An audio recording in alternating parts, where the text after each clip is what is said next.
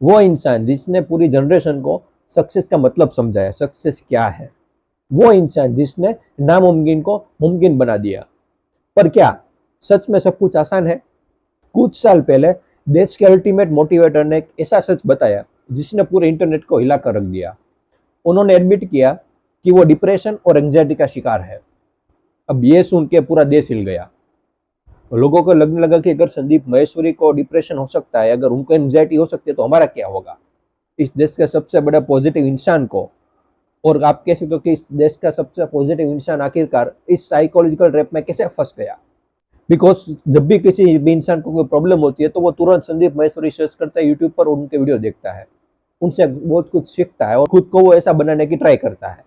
But जब संदीप महेश्वरी को ये सब हो गया तो नॉर्मल इंसान यही सोचता है कि हमारा क्या होगा। आज हम इस वीडियो में सिर्फ एक सक्सेस स्टोरी की बात नहीं करेंगे, बट संदीप महेश्वरी जी की माइंड की गहरी लेयर्स को डिकोड करेंगे। हम स्पिरिचुअल अवेकनिंग और साइकोलॉजिकल क्राइसिस के बीच की एक खतरनाक लाइन को समझेंगे। हम उनकी जर्नी को न्यूरोसाइंस, क्वांटम रियलिटी और एंशियंट फिलोसॉफी के नजरिए से देखेंगे। ये उस संदीप महेश्वरी का ब्रेकडाउन है जिसे आप सिर्फ ऊपर से जानते हो। इस वीडियो के अंत तक सक्सेस, मेंटल हेल्थ और रियलिटी के बारे में आपकी पूरी सोच बदलने वाली है। उनके ब्रेकडाउन या फिर अवेकनिंग को समझने से पहले हमें उनके शुरुआती दिनों में उसका दिमाग किस तरीके से वायर्ड था उसको समझना होगा। स्टार्टिंग के उनके जो करियर के स्टार्टिंग के डेज थे उसमें संदीप सर को अपने खुद को प्रूव करने की एक भयंकर आग थी उनके अंदर। उन्होंने इमेजेस बाजार जैसा बिजनेस खड़ा किया, करोड़ों कमाए और उन्होंने अल्टीमेट फ्रीडम हासिल की। लेकिन साइकोलॉजी हमारे दिमाग के बहुत बड़े धोखे को दिखाती है, जिसे अराइवल फॉलोसी कहते हैं। इंसान जैसा सोचता है कि मैं एक बार मैंने जो भी मेरे लिए मंजिल सेट की है उसको मैं अगर अचीव कर लूँ या फिर उस मंजिल तक मैं पहुंच जाऊं, उसके बाद मैं बहुत ही खुश रहूंगा। लेकिन न्यूरोकेमिकली ऐसा होना इम्पॉसिबल है। जब भी आप किसी गोल के पीछे भागते हो तो आपका ब्रेन, आपका दिमाग डोपामिन से भर जाता है। और डोपामिन को हैप्पीनेस केमिकल नहीं है, वो डिजायर या फिर परस्यूट का केमिकल है। जैसे ही संदीप सर ने फाइनेंशियल गोल अचीव किए तो उनका डोपामिन का जो लेवल था वो अचानक से गिर गया। वो पहाड़ की चोटी पर पहुंच गए और उन्होंने रियलाइज किया कि यह कुछ भी नहीं है। कामयाबी के शिखर पर जो खालीपन होता है ना, वो दुनिया का सबसे खतरनाक इमोशन है। अगर वो उसी साइकोलॉजिकल स्टेट में रहते तो वो पूरी तरीके से टूट जाते। उन्हें समझ आ गया था कि मॉडर्न सक्सेस का डेफिनेशन एक न्यूरोलॉजिकल ट्रैप है। बचने के लिए उन्हें मॉडर्न वर्ल्ड या फिर जो हमारी मटेरियल वर्ल्ड है उससे मेटाफिजिकल वर्ल्ड यानी कि आध्यात्मिक दुनिया की तरफ उन्हें मुड़ना ही पड़ा। जब साइकोलॉजी और पैसों से उनके सवालों का जवाब नहीं मिला तो संदीप सर ने और बिजनेस खड़े नहीं किए जो ज्यादातर लोग करते हैं। राइट, उन्होंने एक बिजनेस कर लिया, उनको खालीपन लगा तो उन्होंने मल्टीपल बिजनेस फैलाए। बट संदीप सर ने ऐसा नहीं किया। उन्होंने क्या किया, उन्होंने बाहर की आवाजों को बंद कर दिया और अपने अंदर की आवाज को ढूंढने लगे, उनकी तलाश करने लगे। वो अपने अंदर मुड़ गए। अगर आपने उनके स्पिरिचुअल सेशन देखे तो वो अपनी कई वीडियो में बार बार इनर साउंड या फिर साउंड ऑफ साइलेंस के बारे में बात करते हैं, जिन्हें हमारे शास्त्रों में नाद कहा गया है। और कई लोगों को तो लगता है कि ये एक मिस्टिक्स और एक जादुई कंसेप्ट है, बट आज हम इसको क्वांटम फिजिक्स और न्यूरोसाइंस के नजरिए से देखते हैं। क्वांटम फिजिक्स हमें बताती है कि हमारे अराउंड में, हमारे यूनिवर्स में जो भी चीजें हैं वो एक्चुअल में वाइब्रेशन और फ्रीक्वेंसी है। मतलब हमारे अराउंड में जो भी सॉलिड मैटर है वो एक भ्रम है, वो एक हमारा इल्यूजन है।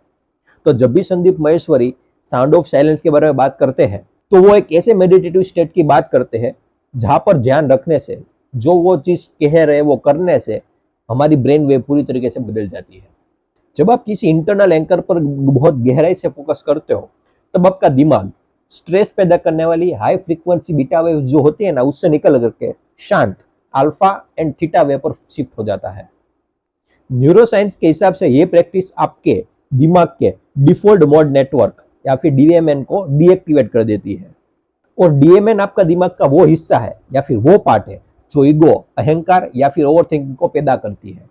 और हमने इसके बारे में बहुत बात की है कि जब आप रियलाइज कर लेते हो कि ईगो एक्चुअल में है ही नहीं, तब आप ऑलरेडी शांत हो जाते हो और जो उसके बाद बचता है वही फ्रीडम है। इसके बारे में हमने ऑब्वियसली बहुत बात की है। आई होप आपको ये चीज पता भी है। और यही संदीप महेश्वरी की स्पिरिचुअल अवेकनिंग थी। उन्होंने अपने दिमाग को रिवायर किया ताकि वो अपनी पहचान एक सफल बिजनेसमैन से हटा करके एक प्योर कॉन्शियसनेस से जोड़ सके। ये सुनकर ऐसा लगता है कि ये परफेक्ट हैप्पी एंडिंग है ना, कि उनको मतलब स्पिरिचुअल एक्सपीरियंसेस हो गए, वो एनलाइटन हो गए, उनको साउंड ऑफ साइलेंस एक्सपीरियंस हो गया, फिर उनके ये डिप्रेशन की बात आप कैसे एक्सप्लेन करोगे? और यही बात आज हम इस वीडियो में करने वाले हैं कि कई स्पिरिचुअल सीकर्स को ऐसा लगता है कि अगर आप एनलाइटन हो चुके हो तो आपके लाइफ में कभी दुख नहीं आएगा, आप कभी एंक्शियस नहीं होगे, आप कभी डिप्रेस्ड नहीं होगे, और ये बहुत बड़ी गलत फहमी है। हमारी प्राचीन फिलोसॉफी इंसान के अस्तित्व को 3 चीजों में बांटती है, शरीर यानी कि बॉडी, फिर आता है मन यानी कि माइंड, और देन आता है आत्मा विच इज कॉन्शियसनेस। आप कॉन्शियसनेस के लेवल पर तो पूरी तरीके से अवेकेंड हो सकते हो, लेकिन आपका जो फिजिकल ब्रेन है, भौतिक दिमाग, वो तो अभी भी बायोलॉजिकल मशीन ही है। वो तो उसी तरीके से एक्ट करेगा जिस तरीके से आपकी बायोलॉजी एक्ट करती है। यानी कि सपोज कोई गर्म बर्तन है, अगर उसको मैंने टच किया तो ऑब्वियसली मैं अपना हाथ वापस ही ले लूंगा, भले ही मैं एनलाइटन हूं या ना हूं, बिकॉज ये जो मैंने हाथ वापस लिया वो मेरे ब्रेन का रिस्पॉन्स था। वो एनलाइटनमेंट के पहले भी था और एनलाइटनमेंट के बाद भी रहेगा। तो ब्रेन जिस तरीके से फंक्शन करती है, जिस तरीके से वर्क करती है, वो तो सेम ही रहेगा। हाँ, बट कॉन्शियसनेस के लेवल पर आप एनलाइटन या फिर अवेकन हो सकते हो। डिप्रेशन अक्सर एक बायोलॉजिकल या फिर न्यूरोकेमिकल सच्चाई होती है, चाहे वो डिप्रेशन स्ट्रेस से आया हो, या फिर कोविड-19 आइसोलेशन जिसका उन्होंने जिक्र भी किया था, या फिर केमिकल इम्बैलेंस जो हमारे ब्रेन में होता है, मतलब हमारा ब्रेन भी बीमार पड़ता है। ठीक उसी तरीके से जैसे हमारा पेट और हमारा दिल भी बीमार पड़ता है, उसी तरीके से हमारा ब्रेन भी बीमार पड़ता है जब उनके अंदर केमिकल का जब इम्बैलेंस होने लगता है। और ज्यादातर लोग ऐसा कुछ जब भी कुछ होता है तो एक्सेप्ट नहीं करते, बिकॉज उनकी एक पर्सनालिटी बन चुकी है ऑनलाइन वर्ल्ड में, वो नहीं चाहते कि वो मिटे। तो यहाँ पर संदीप महेश्वरी की सबसे बड़ी जीत ये नहीं थी कि वो उनको डिप्रेशन नहीं हुआ, बट ये थी कि उन्होंने इस चीज का स्वीकार किया कि मुझे डिप्रेशन हुआ है, लोगों को बताया। इसकी वजह से लोगों का बहुत बड़ा भ्रम टूटा कि कोई भी एनलाइटन इंसान होते हैं उनको भी इस तरीके की प्रॉब्लम हो सकती है। उनको इस दौर से गुजरना पड़ा जिसे साइकोलॉजिस्ट कार्ल जंग ने कहा है कि dark night of the soul. उन्होंने दवाइयां ली और साइकाइट्रिक हेल्प भी ली, और ऐसा करके उन्होंने एक बहुत बड़ी क्रांतिकारी बात साबित की। उन्होंने साबित किया कि स्पिरिचुअलिटी मेडिसिन या फिर दवा का कोई विकल्प नहीं है। हाँ, अध्यात्म आपको लड़ने की ताकत देता है, लेकिन कभी कभी आपके ब्रेन की केमिस्ट्री को ठीक करने के लिए भी आपको विज्ञान या फिर दवाइयों की जरूरत पड़ती है। तो फिर वापस से बाउंस बैक कैसे कर पाए? उन्होंने स्पिरिचुअल विजडम और साइकोलॉजिकल साइंस का बहुत ही बेहतरीन इस्तेमाल किया। और अब हम उनके एक बहुत ही मशहूर और फेमस डायलॉग को देखते हैं, विच इज आसान है। सालों तक लोगों को लगा कि एक सस्ता मोटिवेशनल नारा है, बट साइंटिफिकली ये कॉग्निटिव बिहेवियरल थेरापी सीबीटी और न्यूरोप्लास्टिसिटी का एक मास्टर क्लास है। न्यूरोप्लास्टिसिटी दिमाग की वो ताकत है जिससे वो खुद को बदलकर नए न्यूरल कनेक्शन क्रिएट करता है या फिर नए न्यूरल कनेक्शन बनाता है। जब भी आपकी लाइफ में कोई प्रॉब्लम आता है या फिर ऐसी सिचुएशन आ जाती है जब आप अंदर से आपका एमिगडेला, मतलब आपका जो फियर सेंटर एमिगडेला होता है, वो चिल्लाता है कि ये नामुमकिन है, ये नहीं हो सकता। लेकिन तब आप जब खुद को कहते हो कि शांत हो, सब कुछ आसान है, हो जाएगा, तो असल में तब आप अपने ब्रेन के न्यूरल पाथवेज को रिवायर कर रहे होते हो। आप डर को बाईपास करके आप दिमाग के एक लॉजिकल हिस्से यानी कि प्रीफ्रंटल कॉर्टेक्स को एक्टिवेट कर देते हो। उन्होंने मंत्र जाप की एक पुरानी टेक्निक ली और उसे आज मॉडर्न साइकोलॉजिकल टूल बना दिया है। वो सिर्फ अपने क्राइसिस से बाहर नहीं आए, उन्होंने उसे इंटीग्रेट किया। आज वो इंसान के दिमाग को किसी भी मोटिवेशनल स्पीकर से बहुत ही बेहतरीन तरीके से समझते हैं। वाई? बिकॉज उन्होंने अध्यात्म की ऊंचाई को भी देखा है और दिमाग के गहरे काले अंधेरे को भी देखा है। सो संदीप महेश्वरी सिर्फ एक मोटिवेशनल स्पीकर नहीं है, वो इंसान के दिमाग का एक जीता जागता एग्जाम्पल है।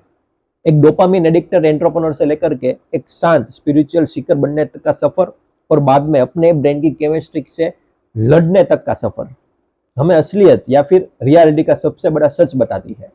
सच्ची आजादी इस बात में नहीं है कि आपको कभी दुख ही नहीं होगा, आपकी लाइफ में कभी प्रॉब्लम ही नहीं आएगी, आपकी लाइफ में कभी ऐसी टफ सिचुएशन आएगी नहीं।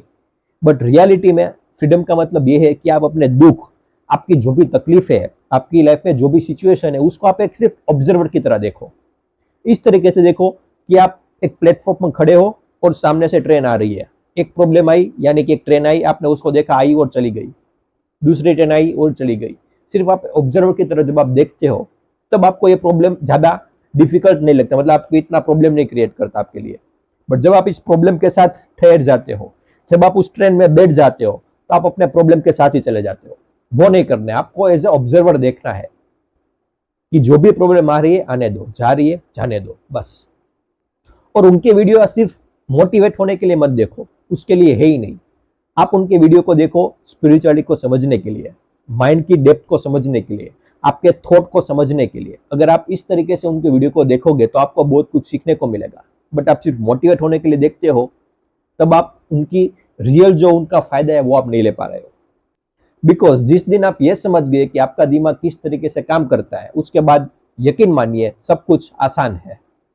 आई होप कि इस डीप डाइव ने आपका नजरिया बदला है। आप लोगों को क्या लगता है कि स्पिरिचुअल अवेकनिंग रियलिटी में एक न्यूरोलॉजिकल इवेंट है? Share your thoughts in the comment box, let's discuss. आप क्या सोचते हैं, हम बात करते हैं वहां पर। और मिलते हैं अगले वीडियो में।